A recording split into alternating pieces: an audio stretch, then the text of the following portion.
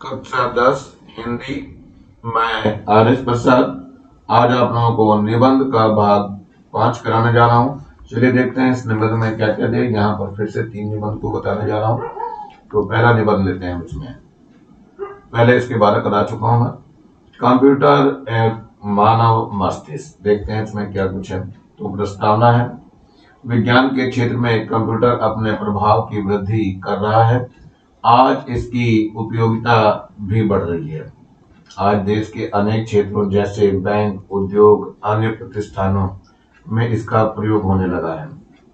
Computer का महत्व, वस्तुतः कंप्यूटर एक यांत्रिक मस्तिष्क का रूपात्मक योग है। यह एक ऐसा गुणात्मक घनत्व है जो शीघ्र गति से कम समय में त्रुटिहीन गणना करता है। मनुष्य सदा से गणितीय हल करने में अपने मस्तिष्क का प्रयोग करता रहा है।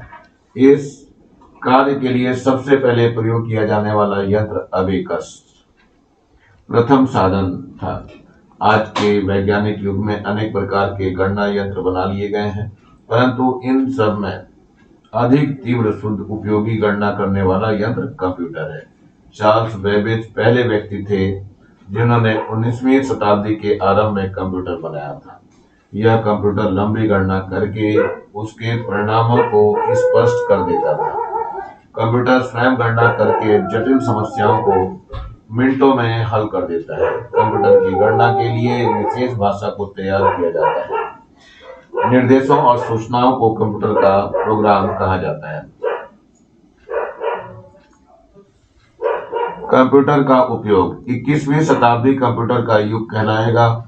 आज इसकी उपयोगिता बढ़ रही है। हजारों मील दूर की सूचनाएं इससे ज्ञात हो जाती हैं। भिन्न भिन्न क्षेत्रों में इसका उपयोग हो रहा है। नंबर 1, बैंकिंग के क्षेत्र में भारतीय बैंकों के बड़े कार्यालयों में खातों का हिसाब किताब रखने के लिए इसका प्रयोग प्रारंभ हो चुका है। कई राष्ट्रीयकृत बैंकों ने नई चुंबकीय संख्याओं वाली नई चेकबुक जारी की है। यूरोप के तो कई देशों में घर में निजी कंप्यूटर को अन्य कंप्यूटर के साथ जोड़कर लेन देन का कार्य किया जाता है। नंबर 2, सूचना व समाचार प्रेषण के क्षेत्र में कंप्यूटर नेटवर्क द्वारा देश के बड़े नगरों को एक दूसरे से जोड़ने का कार्य किया जा रहा है। नंबर 3, प्रकाशन के क्षेत्र में पुस्तकों और समाचार पत्रों के प्रकाशन में कंप्यूटर का महत्वपूर्ण योगदान है। अब तो समाचार पत्रों के संपादकीय विभाग में एक और कंप्यूटरों से मैटर भरा जाता है। साथ ही इलेक्ट्रॉनिक प्रिंटर शीघ्र ही मुद्रित सामग्री तैयार करते हैं। नंबर 4 है डिजाइनिंग के क्षेत्र में कंप्यूटर के माध्यम से भवनों, मोटर, कारों, वायुयानों आदि के डिजाइन तैयार करने में कंप्यूटर ग्राफिक्स का प्रयोग किया जा रहा है। वास्तुशिल्पी अपने डिजाइन कंप्यूटर के स्क्रीन पर तैयार करते हैं। नंबर 5, कला के क्षेत्र में अब कंप्यूटर कलाकार तथा चित्रकार का सहायक बन गया है। कलाकार कंप्यूटर के सामने बैठकर अपने निजी प्रोग्राम के अनुसार स्क्रीन पर चित्र निर्मित करता है। वास्तविक रंगों के साथ प्रिंट छप जाता है। नंबर 6 है वैज्ञानिक खोज के क्षेत्र में। विज्ञान के क्षेत्र में कंप्यूटर ने एक नई क्रांति ला दी है।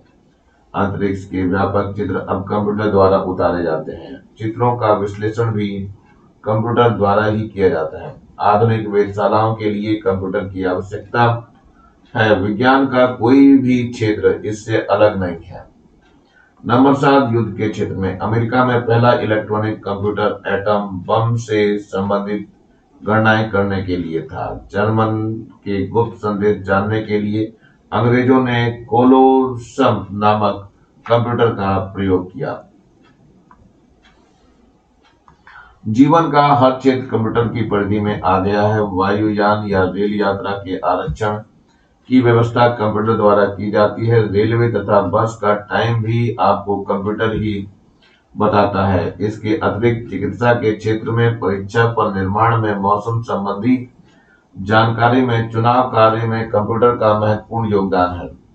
दैनिक जीवन में कंप्यूटर की क्षमताएं एवं संभावनाएं और बढ़ गई हैं। छात्रों के लिए प्रिंटिंग के बाद कंप्यूटर ही सबसे बड़ा आविष्कार है। इससे छात्रों व अध्यापकों का समय बचता है। भारत के भूतपूर्व युवा प्रधानमंत्री स्वर्गीय राजीव गांधी द्वारा का कंप्यूटर के प्रति अत्यधिक रुझान था। भारत ने कंप्यूटर टेक्नोलॉजी प्राप्त करने के लिए अमेरिका की ओर दोस्ताना कदम बढ़ाए हैं।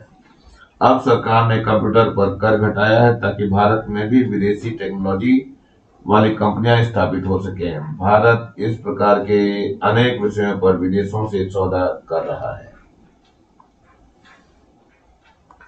कंप्यूटर और मानव मस्तिष्क। कंप्यूटर एक मानव यंत्र है। इसमें एक मानवीय संवेदनाएं हैं और न रुचियां हैं, परंतु यह मानव द्वारा निर्देशित ऐसा यंत्र है जो स्वयं के निर्णय लेने में असमर्थ है। वास्तव में यह मानव मस्तिष्क की रचना है जो कम समय में समस्याओं का हल कर सकता है। उपसंहार लेते हैं। कंप्यूटर टेक्नोलॉजी भारत के आर्थिक जगत में क्रांति ला सकती है, बशर्ते इसका प्रयोग समाजवादी आदर्शों के अनुसार किया जाए। अभी तक भारतीय पूंजीवादी तबका प्रत्येक तकनीक का प्रयोग केवल अपने काम के लिए करता है, अतः आज साधारण जन इसे जानना चाहता है। यद्यपि आज का विश्व कंप्यूटर के युग में सांस ले रहा है, कंप्यूटर पर आज का विश्व निर्भर है। कंप्यूटर कम समय में सब समस्याओं को हल कर सकता है। वह दिन दूर नहीं जब कंप्यूटर सबके साथ होगा। अगला है निबंध प्रदूषण की समस्या और समाधान। चलिए प्रस्तावना लेते हैं पहले इसका। विज्ञान की प्रगति ने मानव को जहां अनेक वरदान दिए हैं, वहीं दूसरी ओर अभिशाप भी दिए हैं। इन अभिशापों में एक है प्रदूषण। कुछ वर्षों से यह समस्या भयानक हो चुकी है। इसकी वजह से वैज्ञानिक और विचारक गहरी चिंता में पड़ गए हैं। यदि इस समस्या का हल नहीं खोजा गया तो संपूर्ण मानव जाति का विनाश सुनिश्चित है। वास्तव में सर्वप्रथम हम पर्यावरण को देखें तो यह मालूम होता है कि पर्यावरण वास्तव में भौतिक संतुलन वातावरण है जिसमें मानव, जीव जंतु सब उचित ढंग से कार्य करते हैं। आधुनिक युग में बढ़ती हुई बाढ़, खिसकती चट्टानें, अनियंत्रित वर्षा ये पर्यावरण के प्रदूषित रूप हैं। आधुनिक परिवेश प्राकृतिक वातावरण एवं पर्यावरण के प्रतिकूल है। भारत में स्वार्थवश लोगों ने कुछ वर्गों को उजाड़ दिया है। उद्योग की गलत ढंग से स्थापना की गई। रासायनिक द्रव्यों को नदी में प्रवाहित किया गया, जिसके भीषण परिणाम सामने आने लगे। प्रदूषण का अर्थ एवं दुष्परिणाम लेते हैं जरा। प्रदूषण का अर्थ है दोष उत्पन्न होना। मूल अभिप्राय है वायु, जल स्तर की भौतिक, रासायनिक एवं जैविक विशेषताओं में परिवर्तन द्वारा दोष उत्पन्न होना। इन्हीं दोषों के कारण प्रदूषण की स्थिति बन जाती है। कोयला, पेट्रोलियम आदि ऊर्जा के प्राकृतिक भंडारों के अत्यधिक प्रयोग से उत्पन्न धुआं और मलबा वातावरण को दूषित कर देता है। इस प्रकार का प्रदूषण वनस्पतियों व प्राणियों के लिए अत्यंत हानिकारक है। यह प्रदूषण हमारा स्वयं का बनाया हुआ है। 18वीं शताब्दी के अंत तक यह समस्या नहीं थी।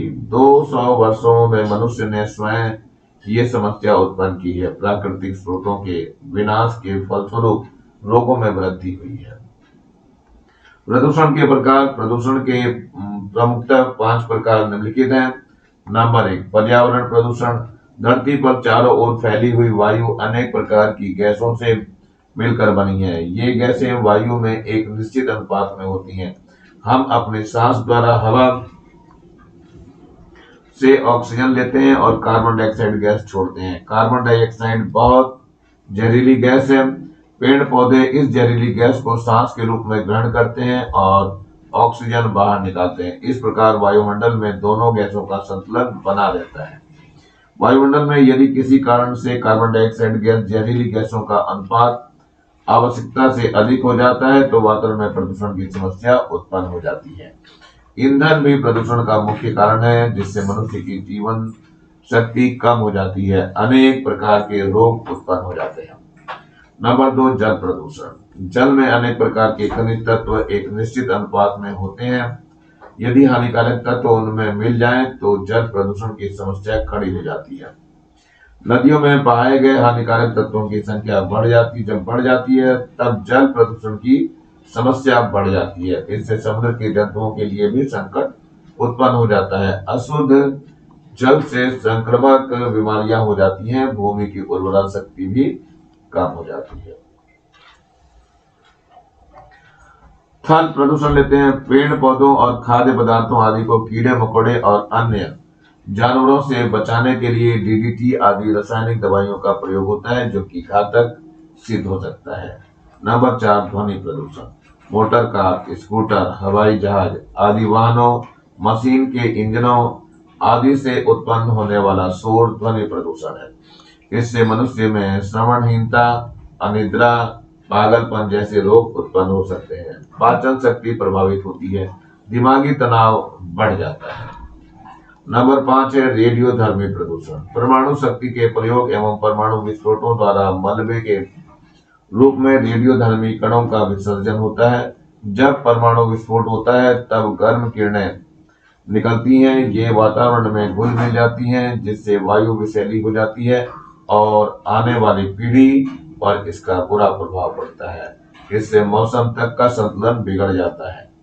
द्वितीय महायुद्ध के समय हिरोशिमा और नागासाकी जैसे छोटे टापू पर इसका प्रयोग किया गया, जिसके दुष्परिणाम आज तक देख सकते हैं। वायुमंडल में रेडियोधर्मी प्रदूषण फैलने से तत्काल कई लोगों के शरीर गल गए, अपाहिज हो गए, हड्डियां गल गई, हड्डियों का रोग प्रारंभ हो गया, बच्चे अपंग पैदा हुए। उस समय विषैली वायु ने तबाही मचा दी थी।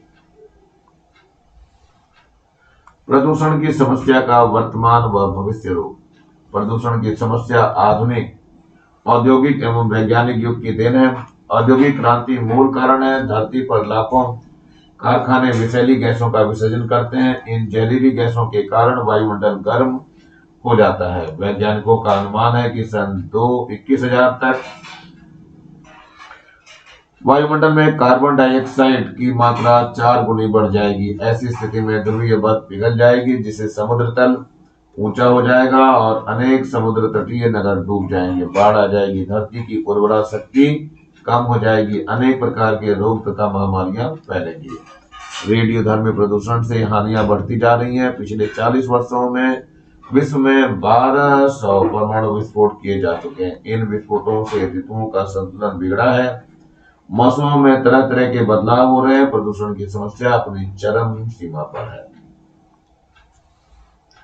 भारत में 11 और 13 मई 1998 में ईस्वी में भारतीय जनता पार्टी के शासनकाल में पोखरण में परमाणु परीक्षण किया गया। यद्यपि भारत के लिए यह गौरव की बात है कि वह परमाणु बनाने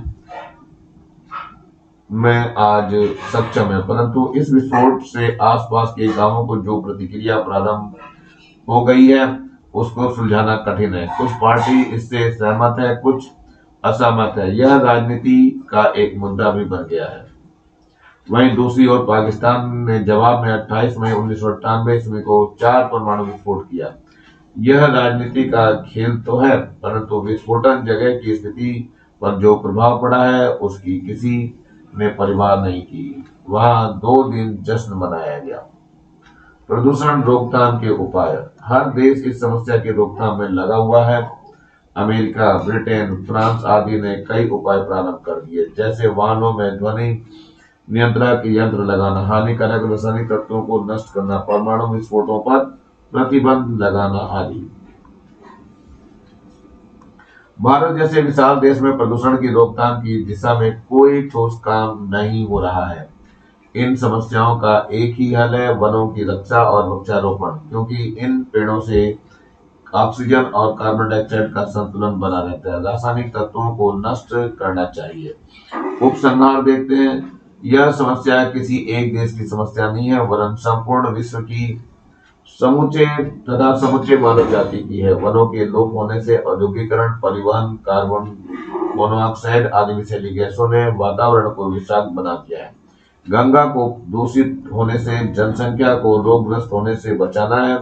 इसलिए सरकार, वैज्ञानिकों, औद्योगिक प्रतिष्ठानों और जनता को मिलजुल कर द्रुतगामी कार्रवाई करनी होगी। प्रकृति से पूरी तरह जुड़ जाना चाहिए। जनसंख्या पर रोक लगाना आवश्यक है। आणविक ऊर्जा का विकास करना चाहिए। महानगरों को ध्वनि से मुक्त करना है। प्रदूषण नियमों को सख्ती से लागू करना चाहिए। मानव अस्तित्व की रक्षा के लिए पर्यावरण दिवस को ठोस एवं सार्थक स्वरूप प्रदान करना चाहिए।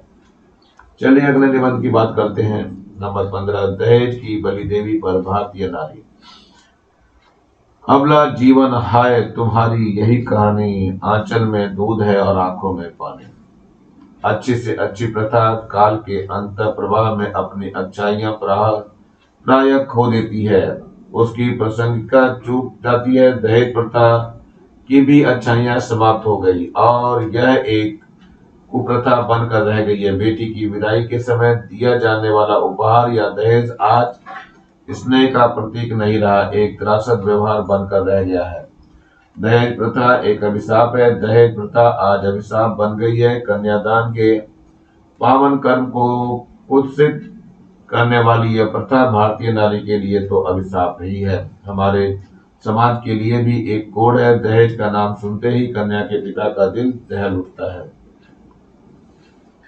क्योंकि कन्यादान के समय जब तक पिता वर या वर के घरवालों को समक्ष यह करार नहीं करता है कि इतना नगद और स्कूटर, रेडियो, सोना आदि दूंगा, तब तक वर उसके द्वार तक नहीं जाता है। कारनामों के अनुसार यदि चीजें नहीं दी गई, करारनामे के अनुसार यदि चीजें नहीं दी गई, तब या तो शादी ही नहीं होती है, और यदि जैसे तैसे हो भी गई तो वह शादी असफल होने लगती है। कन्या को वर पक्ष के लोग तरह तरह से सताते लगते हैं, उसे शारीरिक और मानसिक पीड़ा पहुंचाने लगते हैं। वैचारिक का व्यवहारिक जीवन वरदान न बनकर अभिशाप बन जाता है। इस अभिशाप के कारण बेटी का जीवन दूभर हो जाता है और माँ बाप का जीवन कंगाली और अपमानों का जीवन हो जाता है। कन्या के जन्म लेते ही घर में मातम सा छा जाता है। इस दहेज प्रथा के अभिशाप के कारण कन्या आज लक्ष्मी नहीं रही, दरिद्रता का प्रतीक बन गई है। दहेज के कारण अधिकांश घरों को उजड़ते और बहुत कम घरों को बसते देखा जाता है। दहेज की समस्या दिन प्रतिदिन विकट रूप धारण करती जा रही है। दहेज की बलि वेदी पर आए दिन ललनाएं बलिदान हो रही हैं, मूक पशु की तरह मारी जा रही हैं। पर्याप्त या वांछित दहेज न मिलने पर ससुराल वाले बहुओं को कभी विष खिलाकर मार डालते हैं तो कभी जलाकर। वे तरह तरह से उन्हें सताते हैं, उनकी पिटाई करते हैं तथा उन्हें घर से भाग जाने के लिए विवश करते हैं। आए दिन अखबारों के पृष्ठों पर यह समाचार पढ़ने तथा समाचार में देखने में सुनने में के लिए मिलता है कि अमुक की बहू ने आत्महत्या कर ली, अमुक को लड़के वालों ने जलाकर मार डाला, अमुक महिला भगा दी गई, अमुक दंपति का तलाक हो गया। इस सारी घटनाओं के मूल में अन्य कारणों के अलावा मुख्य कारण पर्याप्त दहेज का न मिल पाना है।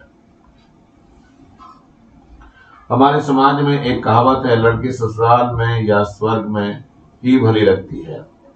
अर्थात ब्याह हो जाने के बाद लड़की का पिता के घर रहना उपयुक्त नहीं माना जाता। ऐसा सोचकर भारतीय ललना ससुराल से प्रताड़ित होने के बाद आत्महत्या करना ही बेहतर समझती है।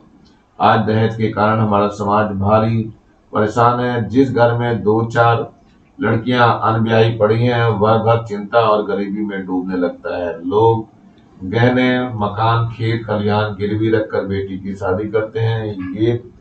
वे यथाशक्ति दान दहेज का भी देते हैं, फिर भी दूल्हे को संतोष नहीं और बेटी को सुख नहीं। कन्या पक्ष के लोगों को तरह तरह से अपमानित भी होना पड़ता है। इन सब घटनाओं और परेशानियों को देखकर आज पढ़ी लिखी लड़कियां कुंवारी रहना अधिक पसंद करने लगी हैं। वस्तुतः दहेज प्रथा के अभिशाप ने कन्यादान के महापुण्य और सांस्कृतिक गौरव को लूट लिया है, समाप्त कर दिया है। समस्या का निदान। दहेज के अभिशाप से मुक्ति के लिए भारत सरकार ने कानून पर्याप्त नहीं है। भारत सरकार के कानून पर्याप्त नहीं है। इस अभिशाप से मुक्ति के लिए युवा वर्ग का मानसिक परिवर्तन आवश्यक है। आज के युवक विचार से बड़े क्रांतिकारी दिखाई देते हैं। वह हर अच्छी बुरी परंपरा को तोड़ने में आगे रहते हैं, किंतु दहेज के मामले में माता पिता जैसा कहते हैं वे वैसा ही करते हैं।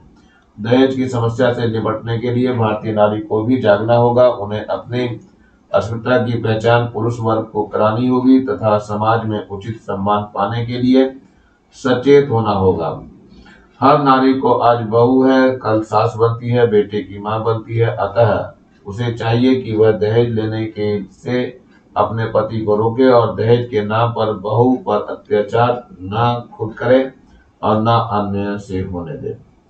परिवार नियोजन की तरह दहेज उन्मूलन के लिए भी समाज और सरकार को सम्मिलित प्रयास करने होंगे। नारी शिक्षा को अधिकाधिक प्रोत्साहन करना होगा। उपसंहार: दहेज एक ऐसा अभिशाप है जिससे मुक्ति मिलनी ही चाहिए, वरना यह समाज नष्ट हो जाएगा। दहेज नारी जाति का अवमूल्य है, अपमान तथा अपराध है। यदि इसे रोका नहीं गया तो कुमारी मातृत्व, तलाक, आत्महत्या, कलह आदि समस्याओं से ग्रसित होकर राष्ट्र पतनोन्मुख हो जाएगा और यहाँ से मानवता के देवता पलायन कर जाएंगे, क्योंकि जहाँ नारी की पूजा होती है वहीं देवता निवास करते हैं। यत्र नार्यस्तु पूज्यन्ते रमन्ते तत्र देवता। ये मनुस्मृति में लिखा हुआ है। इसी के साथ आज का ये सेट समाप्त हो रहा है। नीचे आपको ये लाल रंग का बटन दिखाई दे रहा है, इसको जरूर दबा के सब्सक्राइब करेंगे, मेरे चैनल को लाइक करेंगे, कमेंट सेक्शन में कमेंट जरूर लिखेंगे और ज्यादा से ज्यादा बच्चों को शेयर करेंगे जिससे ज्यादा बच्चों को फायदा हो सके। और इस बेल आइकन को भी दबा लेंगे जिससे मैं नया वीडियो डालूं तो उसका नोटिफिकेशन तुरंत मिल सके। मेरे चैनल को इतना प्यार देने के लिए आप लोगों का बहुत बहुत आभार और थैंक्स। इसी के साथ मैं आर एस प्रसाद सर आज का वीडियो यहीं समाप्त करता हूँ। Thank you, have a nice day.